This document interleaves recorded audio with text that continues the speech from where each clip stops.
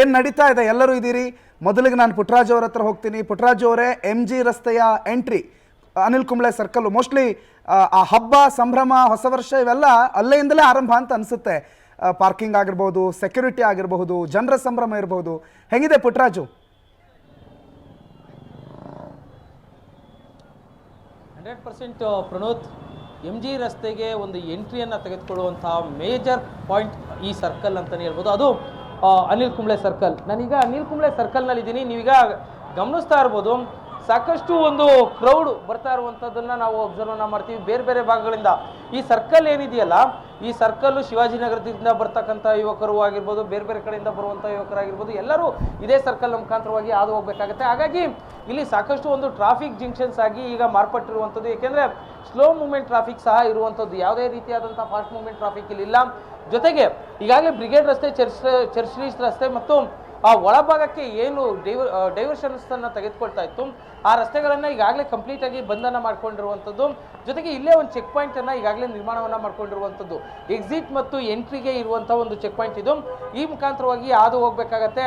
ಈ ಸಂದರ್ಭದಲ್ಲಿ ಯಾವುದೇ ರೀತಿಯಾದಂಥ ಮೆಟಲ್ ಡಿಟೆಕ್ಟರನ್ನು ಸಹ ಅಳವಡಿಕೆಯನ್ನು ಮಾಡಿರುವಂಥ ಹಿನ್ನೆಲೆಯಲ್ಲಿ ಯಾವುದಾದ್ರೂ ಕೆಲವೊಂದು ವಸ್ತುಗಳನ್ನು ತೆಗೆದುಕೊಂಡು ಹೋಗಿದ್ರೆ ಅದು ಇದೇ ಮೆಟಲ್ ಡಿಟೆಕ್ಟರ್ನ ಮುಖಾಂತರವಾಗಿ ಗೊತ್ತಾಗತ್ತೆ. ಇನ್ನು ಉಳಿದಂತೆ ಇಲ್ಲಿ ಸಾಕಷ್ಟು ಒಂದು ಕ್ರೌಡ್ ಹೋಗುವಂಥ ಸಾಧ್ಯತೆಗಳು ಇರುವಂತಹ ಹಿನ್ನೆಲೆಯಲ್ಲಿ ಸಾಕಷ್ಟು ಕ್ರೌಡ್ ಈಗಾಗಲೇ ನಿರೀಕ್ಷೆ ಮಾಡಿರುವಂತೆ 1.5 ಲಕ್ಷದ ತನಕ ಜನ ಸೇರುವಂಥದ್ದು. ಮತ್ತೊಮ್ಮೆ ನಾನು ರಿಪೀಟನ್ನು ಮಾಡ್ತಾ ಇದ್ದೀನಿ, ಇವತ್ತು ಬರ್ತಾ ಇರುವಂಥ ಕ್ರೌಡನ್ನು ಅನಾಲಿಸಿಸ್ ಮಾಡಿ ಹೇಳೋದಾಯಿತು ಅಂತ ಹೇಳಿದ್ರೆ ಸುಮಾರು 1.5 ಲಕ್ಷಕ್ಕೂ ಹೆಚ್ಚು ಜನ ಸೇರುವಂತಹ ನಿರೀಕ್ಷೆಯನ್ನು ಈಗಾಗಲೇ ಪೊಲೀಸರು ಅಂದಾಜನ್ನು ಮಾಡಿರುವಂಥದ್ದು. ಹಾಗಾಗಿ 8,000ಕ್ಕೂ ಹೆಚ್ಚು ಪೊಲೀಸರನ್ನು ನಿಯೋಜನೆಯನ್ನು ಮಾಡಲಾಗಿದೆ.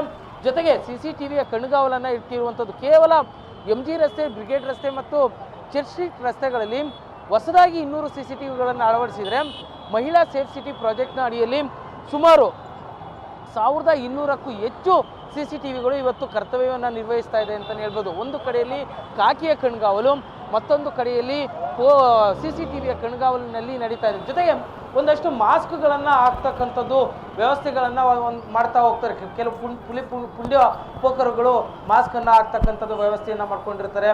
ಜೊತೆಗೆ ಆರನ್ಗಳನ್ನು ಹೊಡ್ಕೊಂಡು ಹೋಗ್ತಕ್ಕಂಥದ್ದನ್ನು ಮಾಡ್ತಾರೆ. ಆದರೆ ಅದು ಯಾವುದಕ್ಕೂ ಸದ್ಯಕ್ಕೆ ಅವಕಾಶವನ್ನು ಮಾಡಿಕೊಟ್ಟಿಲ್ಲ.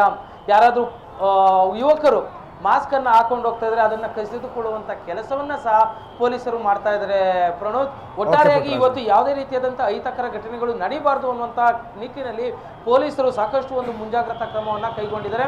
ಜೊತೆಗೆ ಏನು ಪ್ರಮುಖವಾಗಿ ಫ್ಲೈಓವರ್ಗಳೇನಿದಾವೆ ಇವತ್ತು ಕಂಪ್ಲೀಟ್ ಆಗಿ ಇನ್ನೊಂದು 10 ರಿಂದ 15 ನಿಮಿಷ ಅಂತ ಅಪ್ರಾಕ್ಸಿಮೇಟ್ ಆಗಿ ಅನ್ಬೋದು, 8 ಗಂಟೆ ಸರಿಸುಮಾರಿಗೆ ಫ್ಲೈಓವರ್ಗಳು ಕಂಪ್ಲೀಟ್ ಆಗಿ ಬಂದಾಗ್ತವೆ.